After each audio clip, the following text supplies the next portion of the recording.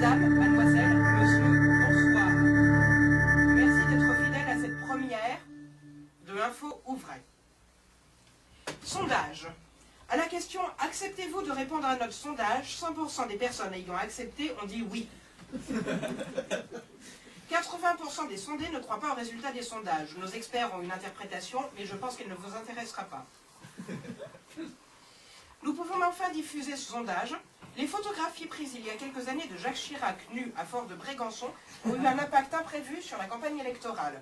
En effet, 41% des Français interrogés ayant voté Ségolène Royal ont indiqué que c'est entre autres dans l'espoir de voir des photos d'elle au Fort de Brégançon. La même question posée pour Arlette Laguillet ne donne que 0,5%. Après que nous ayons trouvé le numéro de téléphone du club des gérontophiles de France. Politique. Croissance. Le gouvernement se targue d'avoir enfin réussi à relancer la croissance. Tous les experts l'affirment, d'ici au 1er janvier, nous ne serons plus en 2007, mais en 2008. Intégration. Nous avons contacté un enseignant-chercheur de l'université Pierre et Marie Curie, spécialiste de l'intégration. Sans rien avoir compris, nous pouvons vous affirmer d'une manière certaine que l'intégration d'une fonction mathématique et d'un immigré n'ont aucun rapport. À titre personnel, j'ai un gros problème avec le ministre de l'Immigration, de l'Intégration, de l'Identité nationale et du co-développement. Quand j'entends son nom, Brice Hortefeux, je pense à un Pokémon. Alors, Matin Plus a titré « Réunion pour éliminer la pauvreté à l'Élysée ». À mon avis, ça va être vite fait, ils vont s'attaquer au reste de la France après. Le président Nicolas Sarkozy continue sa politique de rupture en l'appliquant à sa vie familiale. Comme quoi, durant la Coupe du Monde de rugby, même les spectateurs peuvent se faire plaquer. Si avec ça, je ne peux pas être pris dans l'équipe de Ruquier, c'est désespéré. On en a suffisamment parlé, Cécilia seule n'aurait pas pu divorcer, donc messieurs, si madame veut vous quitter et que vous ne voulez pas, une seule solution, devenez président de la République. D'ailleurs, vu la forte médiatisation, Bouygues, principal actionnaire TF1, annonce que si Sarkozy devait un jour arrêter d'être président, il l'engagerait sur sa chaîne. Curieux paradoxe, d'ailleurs, de posséder une chaîne quand on est surtout connu du grand public pour la téléphonie sans fil. Chaîne de télévision, bien sûr, et non pas chaîne dont la définition par le Robert est « ce qui attache, enchaîne, rend esclave ». Fait divers. Vol de 10 tonnes de chocolat. La police recherche activement une personne avec un gros mal de foie. Ou alors un club de célibataires. Oh, oh, oh. Souvenez-vous, il y a quelques semaines, la petite Mélusine avait disparu. Les policiers avaient tout naturellement pensé à l'interroger le dernier pédophile sorti de prison, mais malheureusement, elle n'était que noyée. Malheureusement, car cela empêchait le gouvernement de faire une nouvelle loi. Tout du moins, c'est ce que nous pensions avant de passer à un sujet plus accrocheur pour le journal.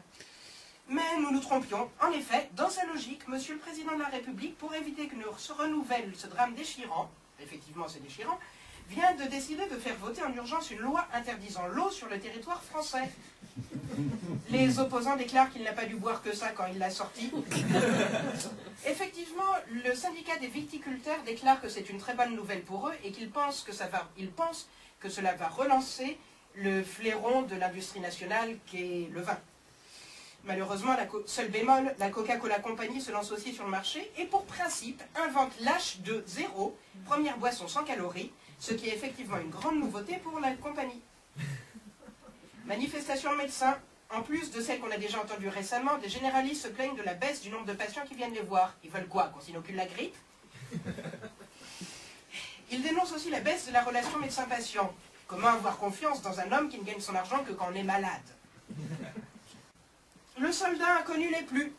N'est plus inconnu, vu qu'on ne va rien vous apprendre en disant qu'il est mort. Ça fait un moment qu'on le sait. Il s'appelait Edmond Durand. Pour ceux qui se posent la question, il était bien français. Frais de bouche. Jacques Chirac est maintenant convocable devant les juges. Préparant sa défense relativement aux frais de bouche à la mairie de Paris, il a dit qu'il s'est repenti et que depuis la guerre en Irak, nous avions eu la preuve qu'il tentait de limiter les frais de bouche. Enfin quoi? Nouveauté dans le procès Carambar. Souvenez-vous, ils ont été accusés de publicité mensongère sur les emballages. Il est marqué « blague tordante ». En première instance, le tribunal a donné tort à l'attaquant car le fait d'être drôle ou non est subjectif. L'attaquant fait appel et, pour prouver son dire, menace le tribunal de lire l'intégrale des blagues Carambar au juge. Soit dit en passant, je pense qu'ils ont voulu dire « blague tordable ». On peut plier le morceau de papier. Et je sais, c'est nul, mais je me mettais au niveau. Prévention. À l'approche de la journée mondiale de la lutte contre le sida, plusieurs associations réclament des gestes de l'État afin de faire que les préservatifs soient réellement accessibles à toutes les bourses. Je me demande s'il n'y a pas un truc qui cloche.